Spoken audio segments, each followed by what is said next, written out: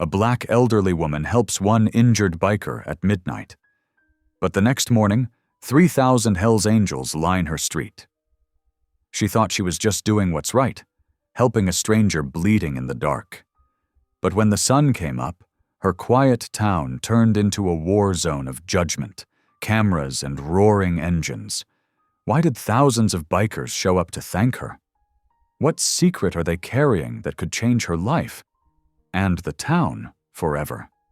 As fear spreads and neighbors turn against her, she'll have to decide. Is kindness worth the cost when the whole world is watching?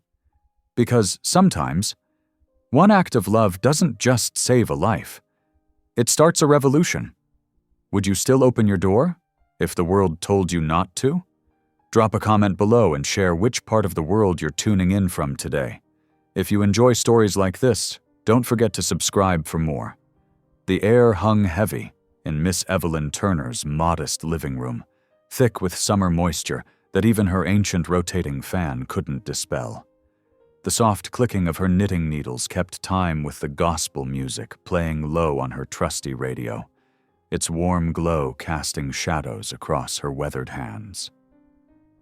At 78 years old, her fingers weren't as nimble as they used to be, but the familiar motion brought her comfort on nights like these. Thunder growled outside her window, and she paused her knitting to look up at the darkened sky. The weather had turned nasty quickly, as it often did in Alabama summers. Rain pelted against her tin roof with increasing fury, drumming out a chaotic rhythm that nearly drowned out the radio's gentle tunes.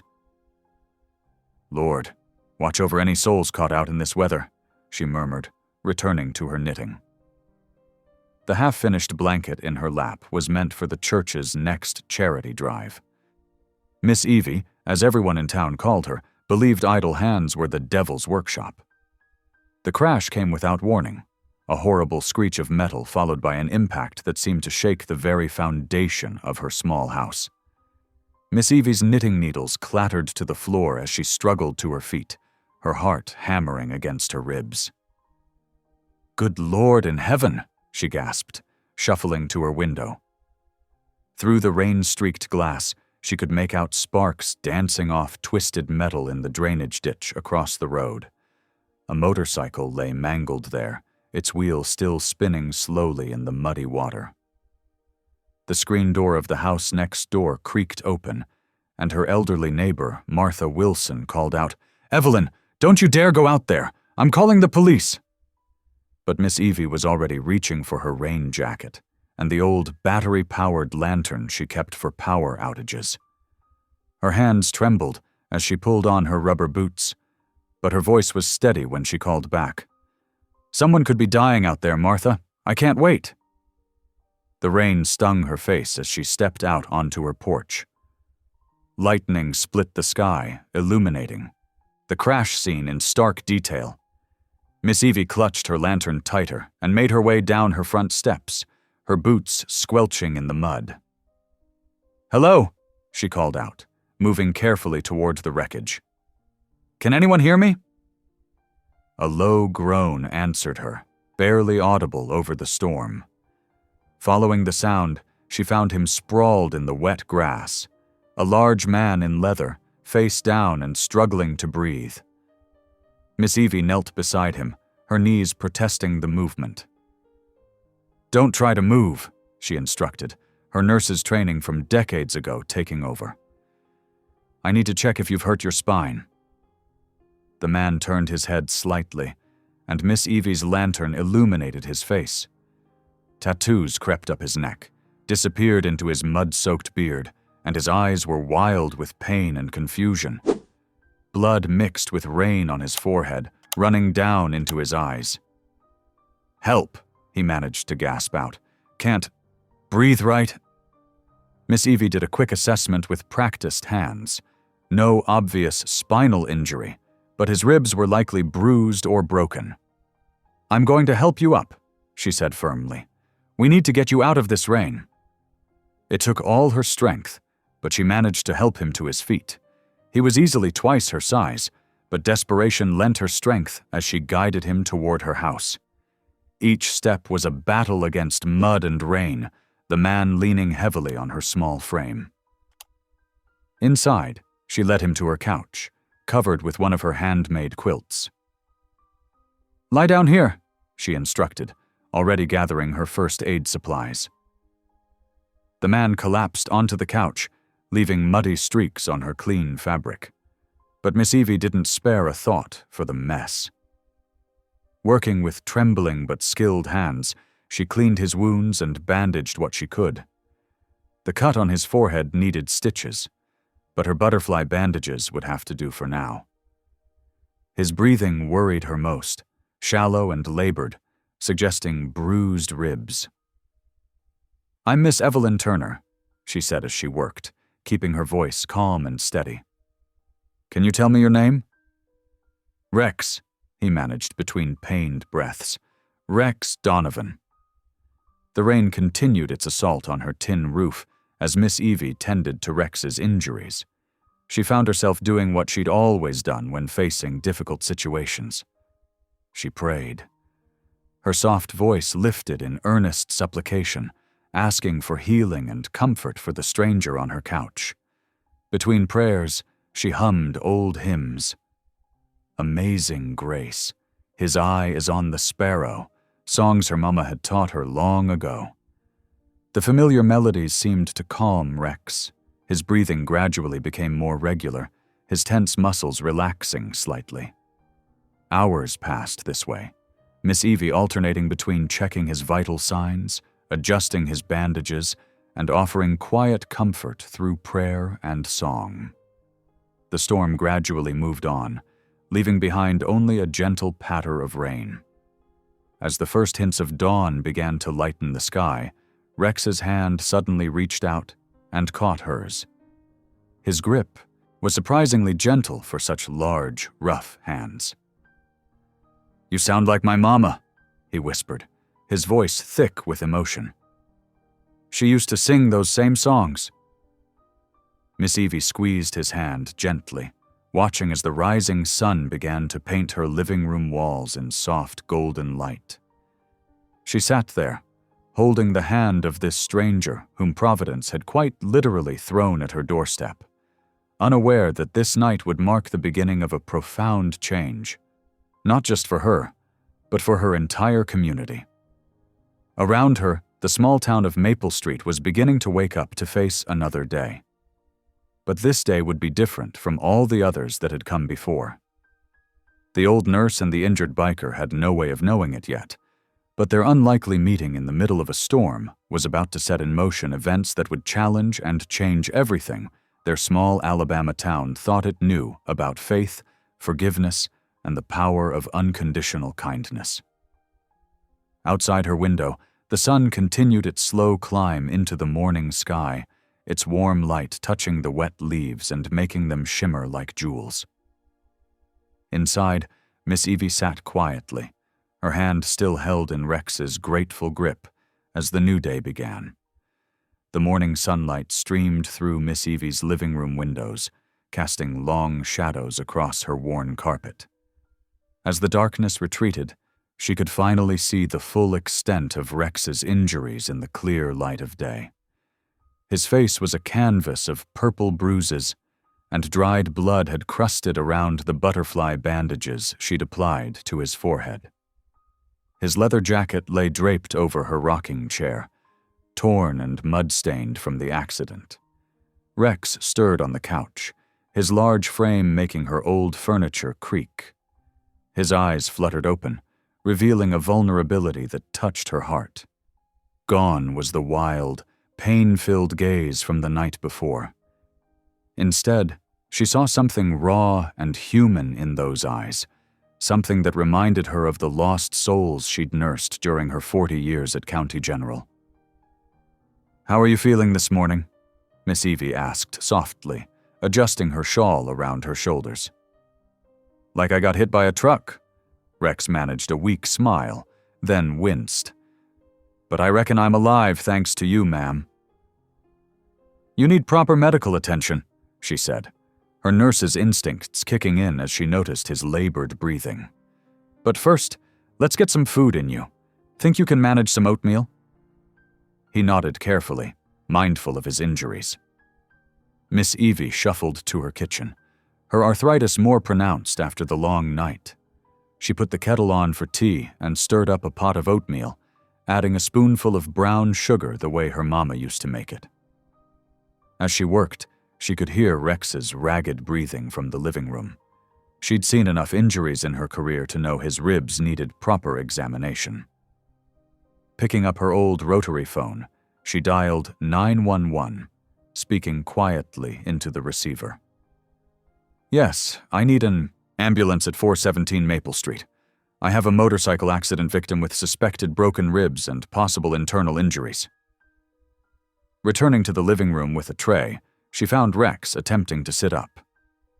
"Here now, let me help you," she said, setting down the tray and supporting his shoulders as he shifted position. His face contorted in pain, but he managed to stay upright. "This is mighty kind of you," he said, accepting the bowl of steaming oatmeal.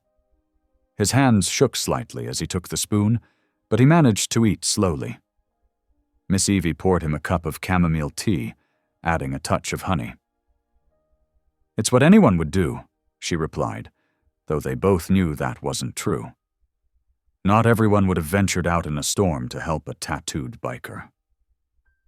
They sat in comfortable silence as Rex ate, the morning sun warming the room. Miss Evie noticed things about him she hadn't seen in the darkness. The way his shoulders hunched as if carrying an invisible weight, the faded prison tattoos on his knuckles, the silver cross hanging from a chain around his neck. The sound of sirens grew in the distance, and soon red and blue lights flashed through her windows. 2 paramedics entered with their equipment, their footsteps heavy on her wooden floors. As they examined Rex, Miss Evie overheard their whispered conversation. "That's a Hell's Angel patch on his jacket," one muttered to the other. "Dangerous man." She saw Rex's jaw tighten at their words, but he remained cooperative as they checked his vital signs and prepared him for transport. The younger paramedic seemed nervous, his hands shaking slightly as he wrapped a blood pressure cuff around Rex's muscular arm. But what happened next surprised them all. As they helped him onto the stretcher, Rex's eyes welled up with tears. "Miss Evelyn," he called out, his voice rough with emotion. "I don't know how to thank you proper." She approached the stretcher, patting his hand. "You just focus on getting better, young man." As they wheeled him toward the door, Rex caught her hand one more time. "You prayed for me when nobody else would," he said softly, his voice barely above a whisper. "I won't forget you, Mama E." The nickname, so spontaneous, so affectionate, brought unexpected tears to her eyes. She stood in her doorway, watching as they loaded him into the ambulance. The morning sun had burned away the last of the storm clouds, leaving behind a bright blue Alabama sky. After they left, Miss Evie's house felt strangely empty. She moved through her morning routine mechanically, wiping down her kitchen table with disinfectant, washing the dishes, and straightening the mud-stained quilt on her couch. The sharp scent of cleaning products couldn't quite mask the lingering smell of leather and motor oil that Rex had left behind. As she worked, her mind wandered to the man who had crashed into her life so unexpectedly. Who was he really? What series of choices had led him to become a member of the Hell's Angels? She remembered the gentle way he'd spoken of his mother, the tears in his eyes as he thanked her. There was more to Rex Donovan than his rough exterior suggested. The day passed slowly. Miss Evie couldn't shake the feeling that something significant had happened, something that went beyond simply helping an injured stranger. She heated up leftover soup for dinner, ate alone at her kitchen table, and prepared for bed as the sun set over the maple trees lining her street. That night, kneeling beside her bed as she had done every night for the past 78 years, she added a new name to her prayers. "Lord, she whispered, her hands clasped tightly. "Please keep that young man alive. Guide him toward the peace I saw in his eyes this morning. Help him find his way back to you." As she climbed into bed, she heard the distant roar of motorcycles somewhere in the night. The sound made her think of Rex, but she dismissed it as passing traffic on the highway. Pulling her quilts up to her chin, Miss Evie closed her eyes, unaware that her prayer was already being answered in ways she couldn't imagine. The night settled around her house, quiet and still. The only sound was the gentle ticking of her grandfather clock in the hallway, counting out the seconds until dawn would bring another day, and with it, changes that would reshape not only her life, but the lives of everyone in her small Alabama town. The first light of dawn was just beginning to filter through Miss Evie's bedroom window when an unusual sound stirred her from sleep. At first, she thought it might be thunder rolling in from the distance, but there wasn't a cloud in the pink morning sky. The rumbling had a rhythm to it, a deep, mechanical pulse that made her windows vibrate ever so slightly. Miss Evie pushed herself up from her bed, her joints protesting the early movement. She reached for her robe, wrapping it tight around her nightgown as she shuffled toward the window. The sound grew louder with each step. Her weathered hands gripped the faded curtains, pulling them apart. What she saw made her gasp, her free hand flying to her mouth in surprise. The peaceful Maple Street she'd known for 7 decades had transformed overnight. Thousands of motorcycles lined both sides of her narrow street, their engines idling in a low, synchronized growl. The machines gleamed in the early morning light, chrome and steel stretching as far as she could see. But it wasn't just the bikes that took her breath away. It was the riders. Men and women in leather jackets stood beside their motorcycles, each one bearing the distinctive Hells Angels insignia on their backs. One by one, they removed their helmets, revealing faces both young and old, all turned toward her modest home. In perfect unison, they bowed their heads in a gesture of respect that brought tears to Miss Evie's eyes. Her doorbell chimed, its gentle ring nearly lost in the rumble of engines. With trembling fingers, she smoothed her silver hair and made her way to the front door. When she opened it, Rex Donovan stood on her porch, looking somewhat battered but very much alive. His left arm was in a sling, and purple bruises marked his face, but his eyes shone with warmth. In his good hand, he held a bouquet of fresh daisies, simple, bright flowers that reminded her of the ones she used to grow in her garden. "Miss Evie," he said, his voice carrying across the suddenly quiet street as the bikers cut their engines. "I hope we didn't wake you too early." She found herself laughing softly, dabbing at her eyes with the sleeve of her robe. "Oh, child, I've seen a lot in my 78 years, but nothing quite like this." Rex turned to address the crowd, his voice strong and clear in the morning air. "Brothers and sisters, this is the woman I told you about, the one who didn't see a patch or tattoos, who just saw someone who needed help. She saved a brother last night, and that makes her family." A murmur of appreciation rippled through the crowd. From somewhere in the sea of leather and denim, a voice called out, "Love one of ours, love all of us." The phrase was picked up by others, becoming a rhythmic chant that filled the street. "Love one of ours, love all of us. Love one of ours, love all of us." Miss Evie noticed movement at the edges of the gathering. News vans were pulling up, reporters and cameramen scrambling to capture the scene. Their cameras pointed toward her porch, where she stood in her morning robe beside a bruised biker holding daisies. The contrast must have made quite a picture. "I don't know what to say," she admitted, her voice wavering with emotion. Rex smiled gently. "You don't have to say anything, Mama E. We just wanted you to know that what you did matters. In our world, mercy isn't something we find every day."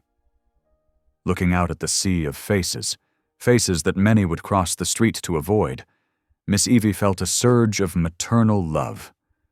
These were somebody's children, all of them. Without thinking, she raised her hands in blessing, just as she'd done countless times in church. "May the Lord bless you and keep you," she called out, her voice stronger now. "May his face shine upon you and give you peace." The bikers bowed their heads again, and for a moment, her little street in Alabama felt like holy ground. Cameras flashed, capturing the unlikely scene of an elderly black woman blessing a gathering of Hell's Angels in the soft light of dawn. Throughout the day, the story spread like wildfire.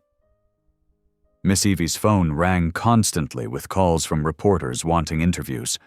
Her neighbor, Martha, brought over coffee and stayed to help screen the calls, her earlier fears forgotten as she watched the footage on the evening news. "Would you look at that?" Martha marveled, pointing to the TV screen where Miss Evie's blessing was being replayed. "They're calling it The Miracle on Maple Street." Miss Evie just shook her head, remembering the gentle way Rex had handed her the daisies, which now sat in a mason jar on her kitchen table. "Wasn't any miracle," she said softly. "Just treating people the way the good Lord tells us to." As evening settled over her home, Miss Evie sat in her favorite chair, watching the sun set through her window. Her phone buzzed again on the side table. Another reporter, no doubt. The day's events played through her mind like scenes from a movie she couldn't quite believe she'd starred in. But beneath her amazement at how far her simple act of kindness had spread, she felt an unfamiliar unease settling in her stomach. She'd lived long enough to know that goodness, no matter how pure, often stirred up fear in certain hearts. The way some of her neighbors had pulled their children inside when the bikers arrived, the whispered comments she'd overheard about troublemakers, these were small signs of bigger storms that might be brewing. Miss Evie picked up one of the daisies from the mason jar, twirling it gently between her fingers. The flower was simple and pure, much like the choice she'd made in the rain last night.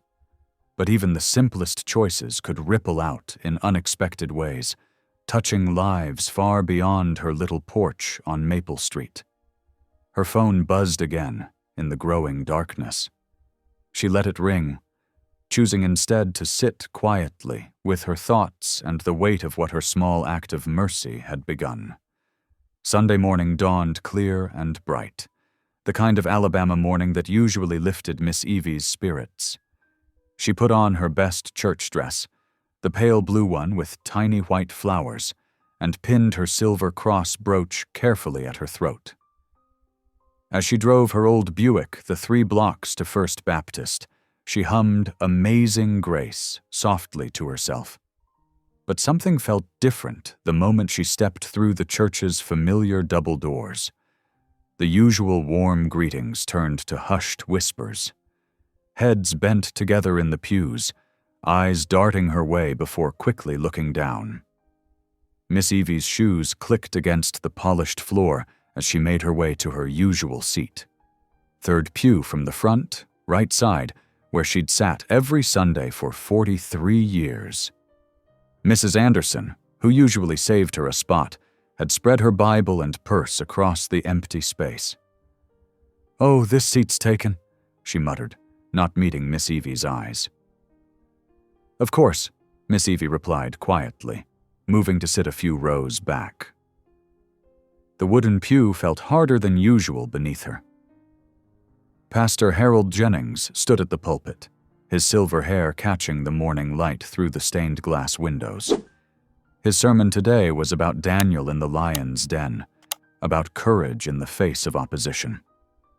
When he reached his conclusion, he looked directly at Miss Evie. "We've witnessed Christian courage right here in our own congregation," he said, his voice warm but careful. "When Sister Evelyn Turner helped that injured young man, she showed us what it means to be the Good Samaritan. She didn't ask who he was or where he came from. She just helped." A murmur rippled through the congregation. Miss Evie felt the weight of stares pressing against her back. "But," Pastor Jennings continued, his tone measured, "we must also be wise as serpents while remaining gentle as doves. We pray for discernment in these interesting times." After the final hymn, Miss Evie stood in the foyer as she always did, ready to greet her fellow churchgoers. But the usual line of people waiting to chat never formed. Instead, people hurried past with quick nods or suddenly urgent conversations with others. Through the church's glass doors, she spotted Martha Jenkins and Betty Williams, ladies she'd known for 30 years, whose babies she'd helped deliver during her nursing days. They were walking down the church steps when they saw her. Without a word, they crossed to the other side of the street, their Sunday hats bobbing as they hurried away. Miss Evie's heart squeezed tight in her chest. She'd known there might be consequences to helping Rex, but she hadn't expected them to hurt quite this much. Back home, she changed out of her church clothes and made herself a light lunch, just a sandwich and some iced tea. The house felt especially quiet after the morning's silent treatment. As she was washing her dishes, she heard the mail slot click. The envelope had no return address, just her name written in blocked letters. Inside was a single sheet of paper with words that made her hands tremble slightly. "They don't belong here. You brought them to us." Miss Evie sat down heavily in her kitchen chair, the anonymous letter lying on the table before her. The afternoon sun streamed through her window, making the threatening words seem oddly ordinary in the bright light. The sharp ring of her telephone made her jump. "Miss Evie?" The voice was rough but warm. "Rex. They're letting me out of the hospital tomorrow morning. The doctors say I'm healing up good, thanks to your first aid that night." "That's wonderful news, Rex," she said, feeling some of the day's tension ease from her shoulders. "How are you feeling?" "Better every day. Listen, I was wondering, would it be okay if I stopped by once I'm out? I'd like to thank you properly, maybe hear some more of those hymns you were singing." Miss Evie glanced at the anonymous letter on her table, then at the daisies still blooming in their mason jar. "You're welcome any time, Rex. My door's always open to you." After they said goodbye, Miss Evie spent the afternoon puttering around her house, trying to keep her hands busy while her mind worked through the day's events. As evening approached, she decided to step out onto her front porch, needing to feel the fresh air on her face. There, on the top step, sat a motorcycle helmet. It was glossy black, unmarked except for a small silver cross painted on one side. The porch light caught its curved visor, reflecting back like a quiet promise of protection. Miss Evie didn't touch it, but she understood the message it carried. She wasn't alone. The crickets began their evening chorus as Miss Evie settled into her porch rocker. The helmet kept its silent vigil on her steps as she clasped her hands in her lap, closed her eyes, and whispered into the gathering dusk. "Lord," she prayed, her voice barely louder than the evening breeze, "if this is the path you've set before me, give me courage to walk it. I don't understand all your ways, but I trust your heart. Help me be strong enough for whatever comes next." The porch light cast her shadow long across the wooden boards, while somewhere in the distance, a lone motorcycle engine growled softly through the night. The transformation of Maple Street happened faster than anyone could have predicted. Within 7 days of the biker's visit, Miss Evie's quiet corner of Alabama became something entirely different, a place of pilgrimage, as her neighbors called it, though she didn't care for such grand terms. The first reporters arrived early Monday morning. Miss Evie had just settled onto her porch with her morning tea when she spotted the news vans pulling up, their satellite dishes stretching toward the sky like metal flowers. She smoothed her house dress and took a deep breath, remembering her mama's words about presenting oneself with dignity. no matter the circumstance. "Miss Turner," called a young woman in a crisp blue suit, holding a microphone with the CNN logo. "Could you tell us about the night you saved the Hells Angel?" Miss Evie's soft voice carried clearly in the morning air. "Child, I just helped someone who needed helping. That's all any of us are called to do." The reporters loved that. They loved everything about her, her gentle manner, her weathered hands that had spent decades nursing others, the way she offered them all glasses of sweet tea despite the growing crowd on her lawn. By afternoon, children from the neighborhood had gathered too, their phones held high to take pictures with Mama E, as they'd started calling her. "Miss Evie," asked a freckled boy she recognized from down the street, "were you scared when you saw all those bikers?" She smiled, rocking slowly in her chair. "Fear's a funny thing, honey. Sometimes what looks frightening at first glance is just someone reaching out for kindness." The mail started arriving on Tuesday, so many letters that her small mailbox couldn't hold them all. The postman, Mr. Jenkins, had to bring them in a separate bag. She spent that evening reading through them, her reading glasses perched on her nose, sorting them into neat piles on her kitchen table. Most contained money, 10s, 20s, even some hundreds, with notes asking her to use it for her ministry. Miss Evie wrote careful thank you notes, but returned most of the donations. "The Lord provides what I need," she wrote back. "Please give to someone else who needs it more." But one envelope made her pause. Inside was a wrinkled $20 bill and a note written in shaky handwriting, "From a mother who's seen her boy saved." Miss Evie held that 20 in her hands for a long time, feeling the weight of another mama's gratitude. That one she kept. Wednesday brought Rex's visit. She heard his motorcycle before she saw it, not the thunderous roar from before, but a gentler rumble that stopped in front of her house. He limped up her walkway, his injuries still evident but healing, carrying a toolbox in one hand. "Those steps need fixing," he said by way of greeting, nodding toward her porch. "Noticed it that first night, but I was a bit distracted then." Miss Evie laughed, a sound that surprised them both with its lightness. "Well, come on in first. Coffee's hot, and I just made biscuits." They sat at her kitchen table, the morning sun painting patterns through her lace curtains. Rex looked different in daylight, still imposing with his tattoos and leather vest, but softer somehow. He stirred his coffee thoughtfully. "Been thinking a lot," he said finally, "about changes, about how tired I am of looking over my shoulder, of living the way I've been living."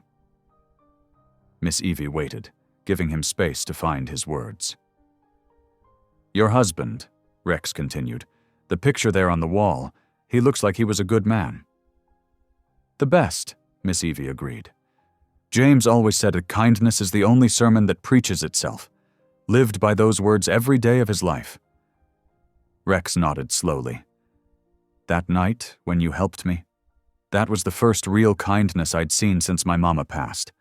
Made me remember there's different ways to live."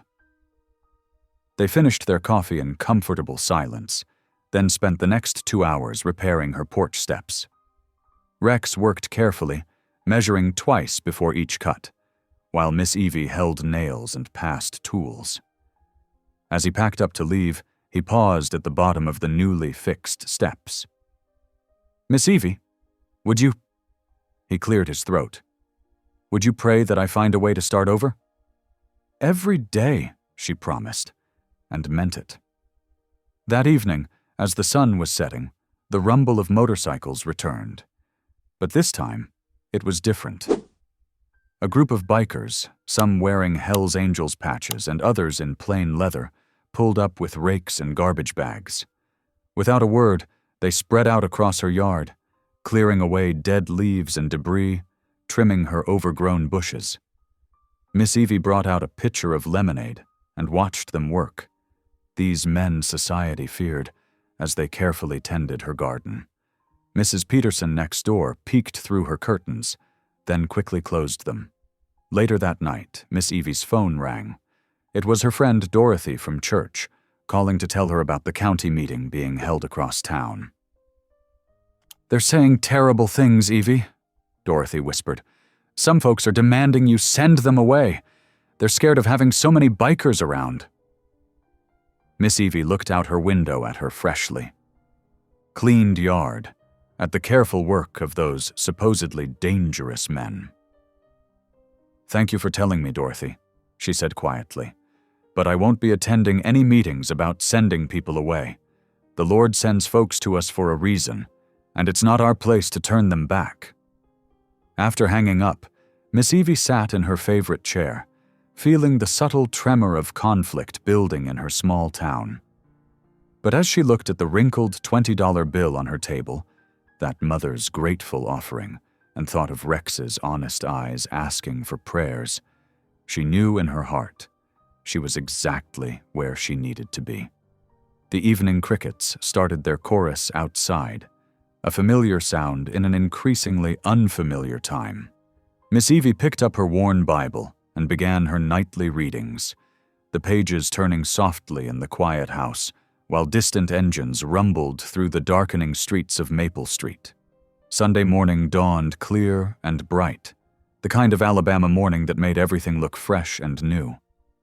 Miss Evie sat in her usual pew, her well-worn Bible open in her lap, while whispers rustled through the congregation like autumn leaves.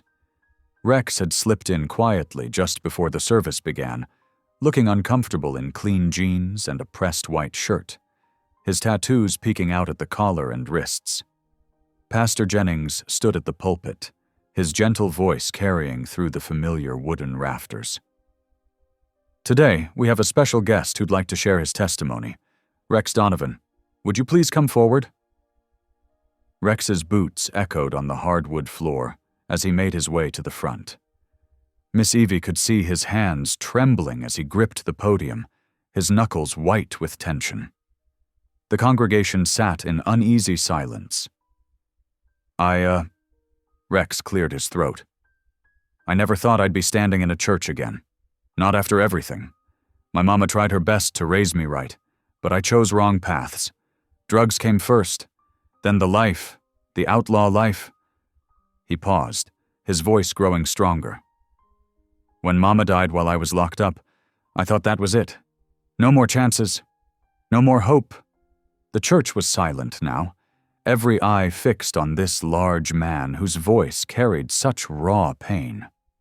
"But then my bike went down on Maple Street. And this lady, Miss Evie, she didn't see a criminal or an outlaw. She saw someone worth saving. She prayed over me like my mama used to, and for the first time in 20 years, I felt—" His voice cracked. "I felt like maybe God hadn't given up on me after all. This is God's house, not a biker club."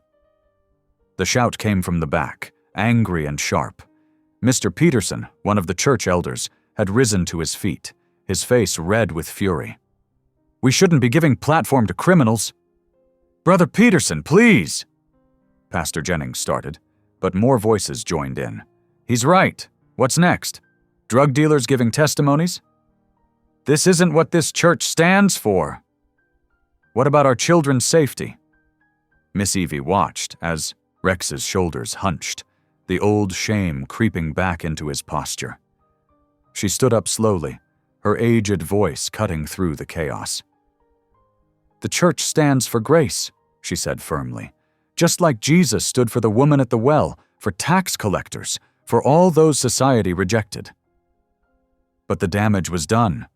Arguments erupted throughout the sanctuary, brother turning against brother, lifelong friends suddenly divided. Pastor Jennings tried to restore order, but finally had to dismiss the service early, his face drawn with disappointment. As people filed out, Miss Evie caught up to Rex in the parking lot. "Don't you let them shake your faith, young man. God's not finished with you yet." He managed a weak smile. "Thanks, Mama E, but maybe this wasn't such a good idea." That night, under cover of darkness, someone made their feelings known more permanently. Miss Evie got the call at dawn from Pastor Jennings, his voice heavy with grief. When she arrived at the church, the morning sun illuminated cruel words sprayed across the white doors in angry red paint. "Traitor loves sinners." Rex was already there, staring at the graffiti with a mixture of anger and guilt. Without a word, Miss Evie went to her car and returned with cleaning supplies.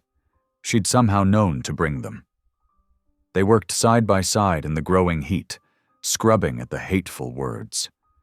Rex's powerful arms worked the brush while Miss Evie attacked the smaller areas with steel wool. Their hands grew raw, but neither complained. "You know what's funny?" Rex said after a while, wiping sweat from his brow. "They meant it as an insult, but isn't that exactly what Jesus did? Love sinners?" Miss Evie chuckled, despite her aching fingers. "That's right. And last I checked, we're all sinners here." A local news crew showed up mid-morning, cameras rolling as they captured the unlikely pair, the elderly black widow and the tattooed biker, working together to erase hate. When the reporter thrust a microphone toward Miss Evie, asking how she felt about the vandalism, she paused in her scrubbing. "We'll paint over hate with hope," she said simply, then went right back to work. The quote took flight, spreading across social media like wildfire. By that afternoon, it was trending on Twitter. By evening, the first volunteers arrived, regular folks with paint cans and brushes, ready to help. The next day brought more, including several of Rex's biker friends, their motorcycles parked respectfully away from the church grounds.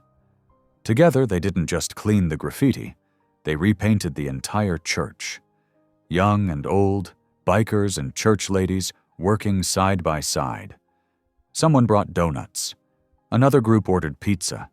Children ran playing between the ladders while their parents painted. Miss Evie sat on the church steps, watching it all with grateful tears in her eyes.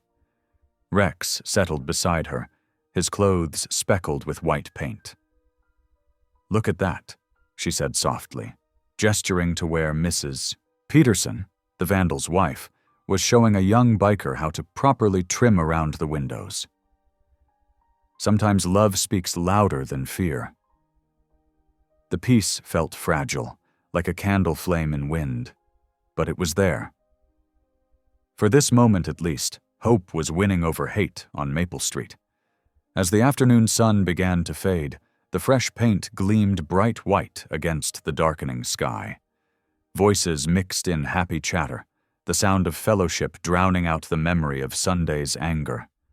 Miss Evie watched as Rex helped Pastor Jennings carry empty paint cans to the dumpster, the two men talking easily now, and she offered up a silent prayer of gratitude.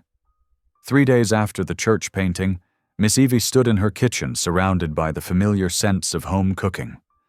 Her counters overflowed with dishes prepared with love, golden-crusted cornbread, crispy fried chicken, and sweet potato pies cooling on the windowsill. Her hands, though weathered by time, moved with practiced grace as she put the finishing touches on her famous peach cobbler.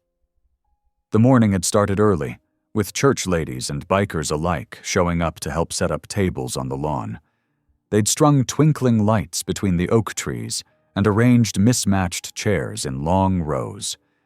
Miss Evie had called it a unity supper, though some folks still whispered about it being foolish or dangerous. By 5 o'clock, the church lawn hummed with nervous energy. People arrived in clusters, church members in their Sunday best, bikers in leather vests, families with children bouncing excitedly. The tables groaned under the weight of covered dishes, each one a peace offering of sorts. Miss Evie watched from the church steps as an uncertain dance played out. Church ladies hovered near their usual groups, while bikers clustered near their motorcycles. But then little Tommy Peterson, all of 8 years old, marched right up to a towering biker named Bear. "Is that a real Harley?" Tommy asked, pointing to the gleaming motorcycle.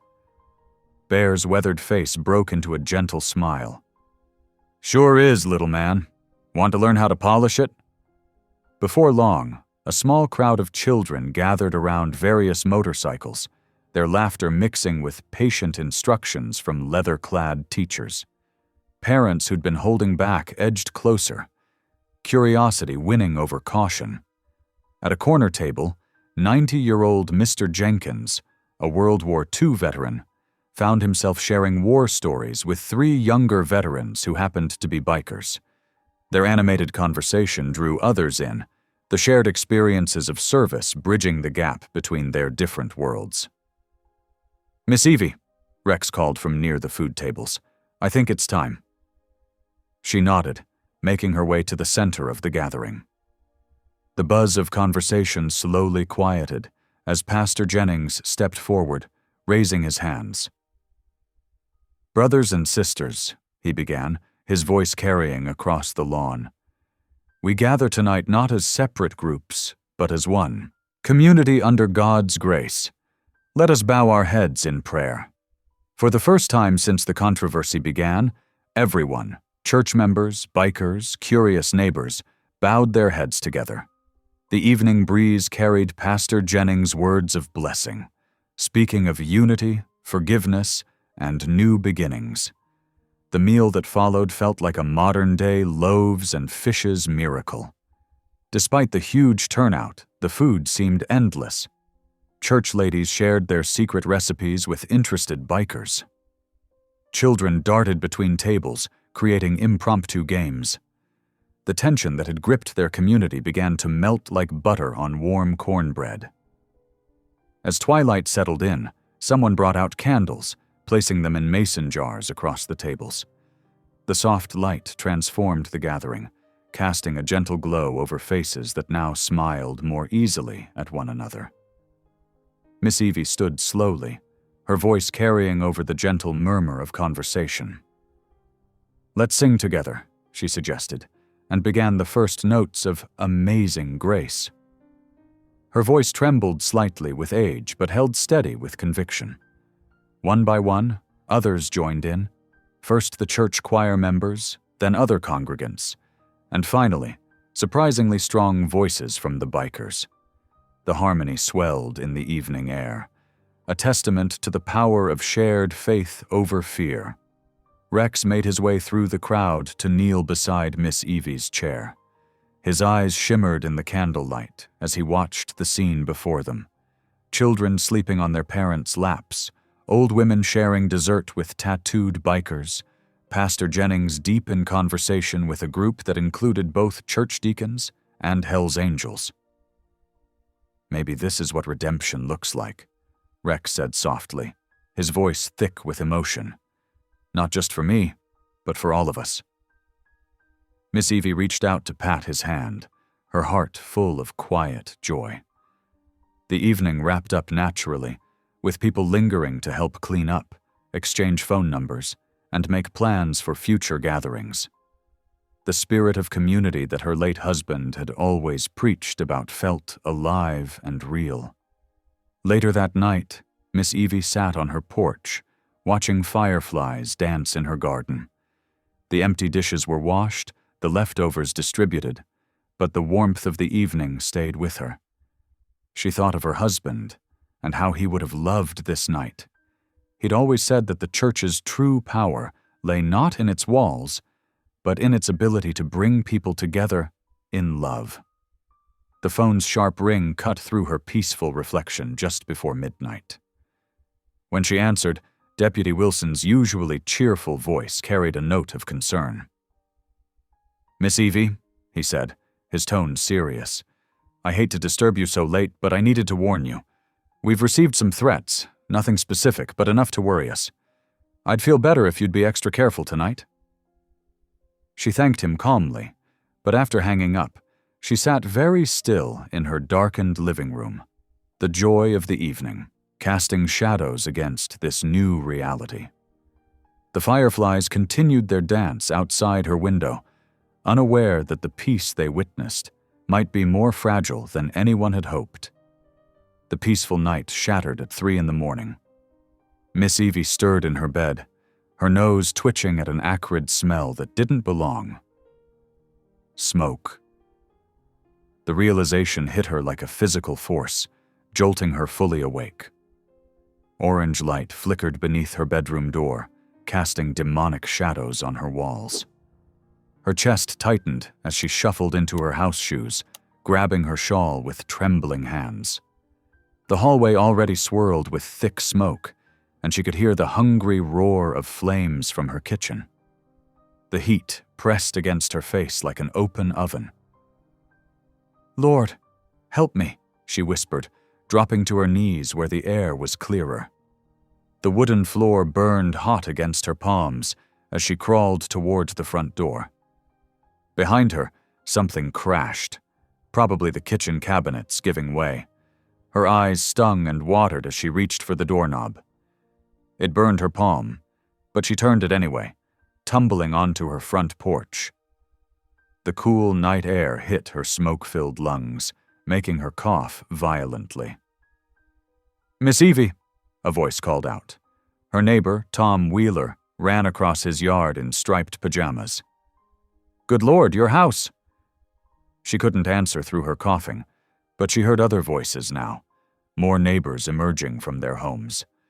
Someone was already on the phone with emergency services. Mrs. Patterson from next door wrapped a blanket around Miss Evie's shoulders, leading her away from the inferno that had been her home of 45 years. The fire truck's sirens wailed in the distance as flames burst through her roof. Miss Evie watched, tears streaming down her ash-stained face as firefighters arrived and uncoiled their hoses. The water arced high, but the fire seemed to laugh at their efforts, consuming everything in its path. "My photos," she whispered, thinking of the albums filled with memories of her late husband. "My Bible." Dawn broke over Maple Street, painting the sky in cruel shades of orange and red that mimicked the dying flames. Where her neat little house had stood now lay a smoking skeleton of charred timbers. Only her front porch cross remained, its metal frame blackened but intact, a lone survivor amid the destruction. Sheriff Walt Daniels arrived as the firefighters were rolling up their hoses. He walked the perimeter of the ruins, his face grim. "Looks like faulty wiring," he announced after a brief inspection. "These old houses, Miss Evie. It was bound to happen sooner or later." But something didn't sit right with Miss Evie. Despite her exhaustion, she noticed how the sheriff avoided her eyes when he spoke. While the crowd of neighbors dispersed, she hobbled around what remained of her fence line. There, partially hidden behind overgrown rose bushes, she found it. A red gas can, still warm to the touch. Her heart sank as she realized the truth. This was no accident. This was hatred, wrapped in flames and left on her doorstep. The town's reaction came swift and cold. The donation jar at the grocery store, which had been filling up nicely for her cause, disappeared from the counter. The mayor called an emergency town meeting and passed an ordinance restricting large motorcycle gatherings for public safety reasons. The message was clear. The bikers weren't welcome anymore. Rex showed up as Miss Evie sat on Mrs. Patterson's porch, staring at the ruins of her home. His face darkened when he saw the destruction, his fists clenching at his sides. "This wasn't an accident," he growled, pacing like a caged animal. "I know it wasn't. They did this because of us, because you showed us kindness." "Rex," Miss Evie started, but he was already heading for his motorcycle. "I'll make this right," he promised, his voice dangerous and low. "Nobody hurts Mama E and gets away with it." Before she could stop him, he roared away, leaving only the echo of his engine and the scent of exhaust in the air. Miss Evie's heart ached, knowing his anger could lead to more trouble. The Red Cross had set up a shelter in the community center, and that's where Miss Evie found herself that evening. The cot they gave her was narrow and hard, nothing like her comfortable bed now reduced to ashes. A volunteer handed her a styrofoam cup filled with coffee so weak she could see the bottom through it. She sat alone in a corner, other displaced families giving her a wide berth. Whether from fear or prejudice, she couldn't tell anymore. From her bag, one of the few things she'd managed to save, she pulled out her Bible. Its pages were gray with soot, the covers stained, but the words inside remained clear. Thunder rolled outside, deep and resonant, like the rumble of distant motorcycles. Miss Evie clutched her Bible closer, closing her eyes against fresh tears. "Lord," she whispered, her voice barely audible above the storm, "if this is the valley, walk it with me." She paused, remembering the words of Psalm 23. "Even though I walk through the valley of the shadow of death, I will fear no evil, for you are with me." The thunder growled again, closer now, mixing with the pounding rain on the shelter's roof. Miss Evie sat in her corner, surrounded by strangers yet utterly alone, praying for strength to face whatever tomorrow might bring. She prayed for Rex, too, hoping his anger wouldn't lead to more violence. The weak coffee grew cold in its cup as she kept her vigil, the storm raging outside matching the turmoil in her heart. Yet somewhere deep inside, a small flame of faith continued to burn, not unlike her porch cross that had survived the inferno. She held on to that faith as the night grew darker and the thunder rolled on, like engines in the distance.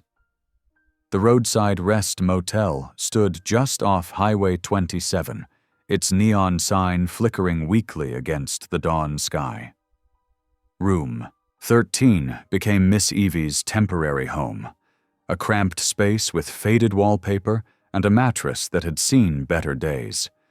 But she made it her own, placing her salvaged Bible on the nightstand and hanging her remaining clothes in the musty closet.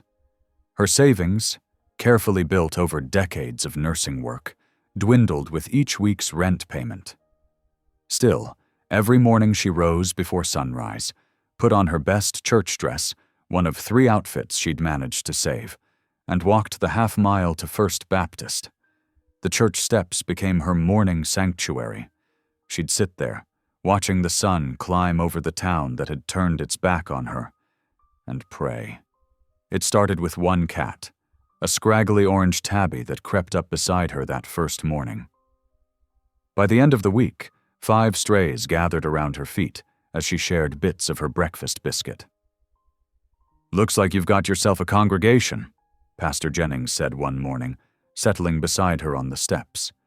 His kind eyes carried shadows of worry. "Miss Evie, the deacons have taken up a collection. We want to help you find a proper place to stay." She patted his hand, noting how the orange tabby had curled around her ankles. "The Lord's not done writing this story yet, Pastor. I can feel it in my bones." "But surely you can't stay at that motel forever? The conditions—" "Sometimes," she interrupted gently, "we have to walk through the desert before we reach the promised land." She smiled at his concerned face.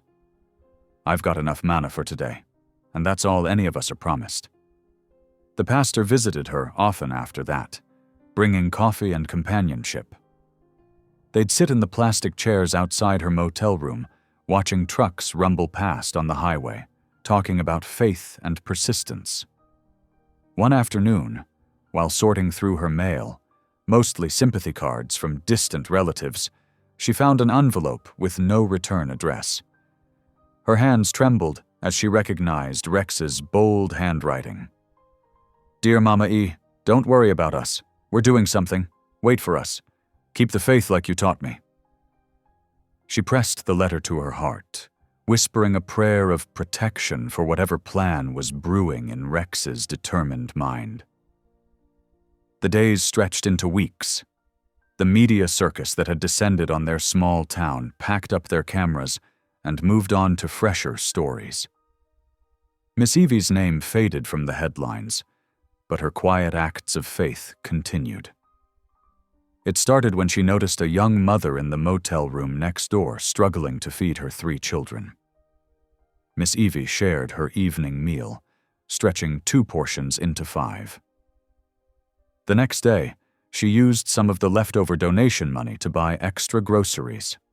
Word spread quietly among the motel's residents, mostly folks down on their luck, living week to week. Soon, Miss Evie's room became an unofficial food pantry. She kept careful track of every dollar spent, stretching the resources like loaves and fishes. "The Lord provides," she'd say, handing out bags of rice and canned goods.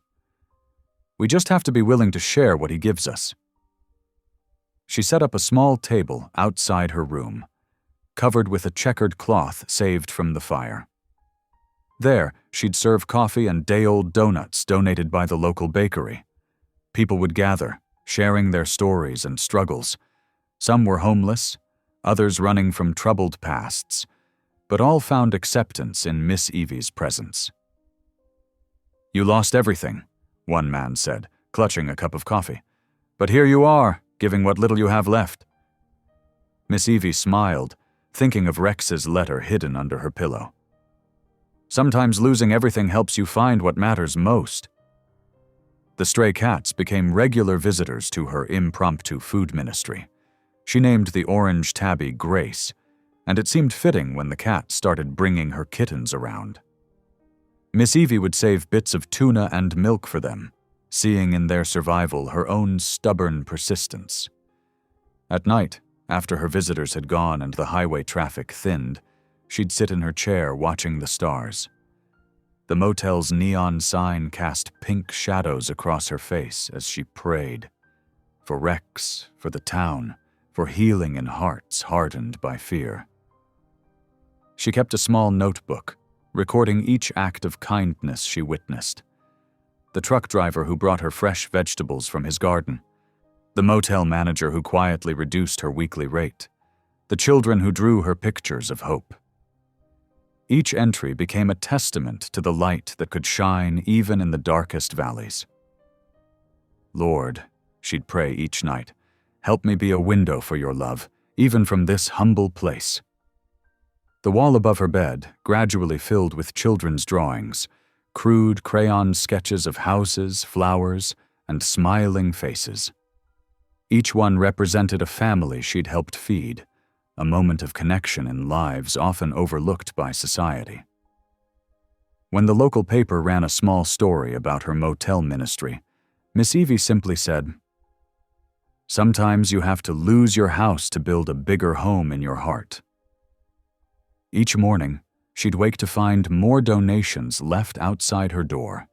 Bags of groceries, used clothing, small amounts of cash. She carefully documented every item, creating a system to ensure fair distribution to those most in need. The motel, once a place of last resort, began to feel like a mission field. Miss Evie's room number 13 became known as the Blessing Room among the residents. Even those who couldn't afford to give would stop by to help sort donations or simply share a prayer. Through it all, she kept Rex's letter close, wondering what plans were forming in the distance. But she didn't let uncertainty stop her from serving. Each bag of food handed out, each prayer shared, each hungry child fed became her way of pushing back against the darkness that had tried to consume her home. "God's light shines brightest in the darkest places," she'd tell visitors, her face glowing with quiet joy despite her circumstances. And sometimes, losing everything is just His way of helping us find our true purpose. The gentle knock came just as dawn painted the motel windows pink. Miss Evie had been up since 5 o'clock, arranging donated cans on her makeshift shelves. "Miss Turner?" The young motel clerk's voice trembled with excitement. "There's some folks outside asking for you." Miss Evie wrapped her thin robe tighter and stepped into the crisp morning air. Her hand flew to her mouth as tears welled in her eyes. There, in the parking lot, stood dozens of bikers, men and women in leather vests, their bikes gleaming in the early light. Behind them, 3 large lumber trucks idled softly, their beds stacked with wood, shingles, and paint cans. Rex Donovan stepped forward, his eyes glistening. "We've been riding cross-country, Mama E. Every chapter, every stop, we passed the hat. Told your story." He gestured to the trucks. "We're rebuilding your house." Miss Evie's legs weakened, but Rex caught her in a gentle embrace. "Thank you, Jesus," she whispered against his leather vest. "Thank you, Lord." The rebuild became more than construction. It transformed into a healing gathering for the entire town. People who had once crossed the street to avoid her now brought casseroles and helping hands. The sound of hammers rang out like church bells, punctuated by laughter and friendly chatter. Sheriff Walt Daniels arrived quietly one afternoon, carrying a box of nails and his old hammer. "Thought these might help," he said gruffly, then stayed to work alongside the bikers he'd once distrusted. As evening fell each day, Miss Evie would serve sweet tea in paper cups, sitting in a lawn chair where her porch used to be. She shared stories of her nursing days, of her late husband's kindness, of the night she found Rex in the rain. The bikers and townspeople gathered around like children at story time, barriers melting away in the soft twilight. "My Henry always said that broken things can be made stronger in the mending," she told them one evening, watching as former strangers worked side by side, passing tools and sharing jokes. The literal fences around her property rose alongside new friendships, each nail and board a testament to love's power to rebuild what hatred destroyed. The morning light crept softly through Miss Evie's motel window as she rose from her creaky bed. Her hands trembled slightly as she pinned her favorite Sunday hat in place, the pale blue one with tiny silk flowers that Henry had given her on their last anniversary together. The mirror reflected her weathered face, lined with years of both joy and sorrow, but her eyes sparkled with anticipation. The new house stood proudly on her old plot of land, its fresh white paint gleaming in the dawn light. The shutters, carefully selected by Rex himself, framed each window like protective arms. On the wide front porch, a handmade swing swayed gently in the morning breeze, a special gift from the local carpenter who had once been among her critics. As she adjusted her hat one final time, a distant rumble caught her attention. The sound grew steadily, like approaching thunder on a clear day. Her heart quickened as she stepped outside. Down the hill they came, 3,000 Hell's Angels, their motorcycles moving in perfect formation. The sight brought tears to her eyes. Each rider carried something: boxes of groceries, children's toys, household supplies. Above them, stretched between two bikes, a banner rippled in the wind. "Love is stronger than fear." The streets filled with townspeople, their faces bright with wonder. Children waved homemade flags, while elderly neighbors who had once whispered in fear now clapped openly, tears streaming down their cheeks.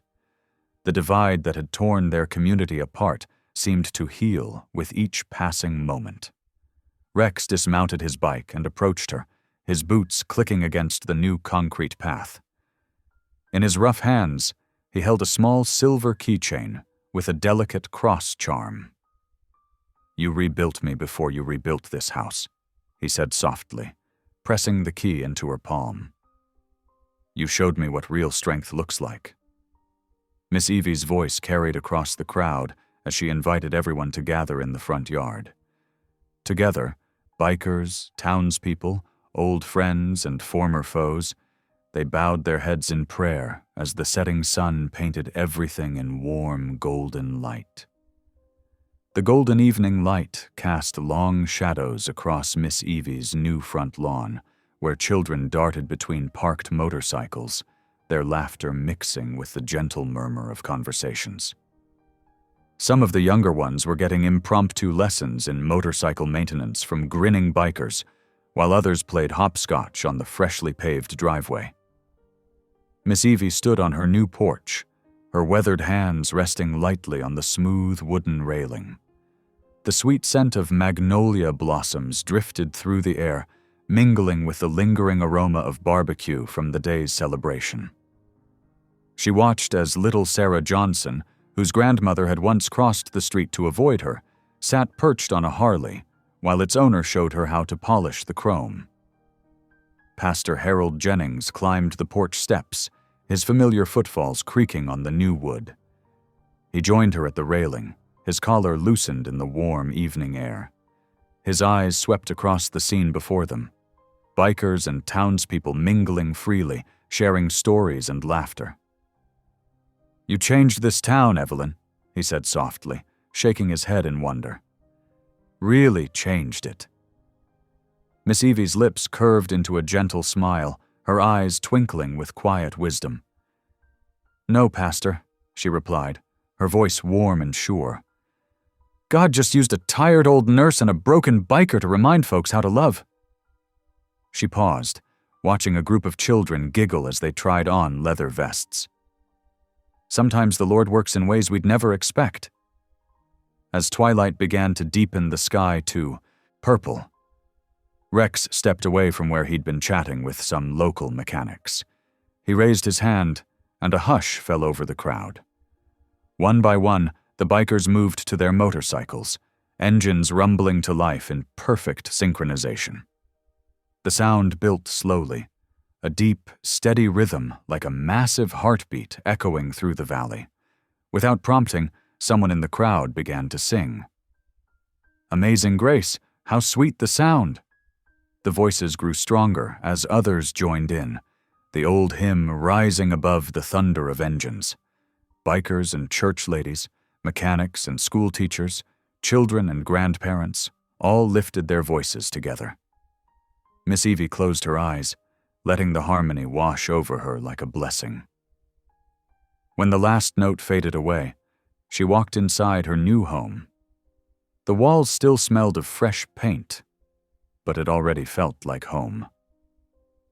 From a carefully wrapped package, she took out the cross that had hung above her old doorway.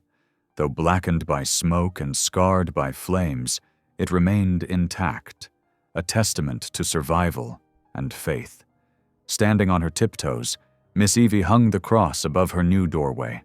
Her fingers traced the charred wood gently as she whispered, "This is holy ground now." The words felt right, settling into the very foundation of the house. In the distance, the sound of motorcycles grew fainter as the Hells Angels began their journey home. But something stronger than their presence remained, something that had transformed Maple Street forever. The hope they'd helped kindle glowed like embers in the hearts of all who'd witnessed love triumph over fear. The cross hung steady above her door, its shadow stretching across the new threshold as the last rays of sunlight painted the sky in shades of pink and gold. Though the engines faded into the distance, their echo lingered in the memory of a community forever changed by an unexpected miracle of grace. Thank you for listening. Stories connect us in the most unexpected ways. If you felt that spark today, make sure you're subscribed. I share a new one daily, and the next might change your day.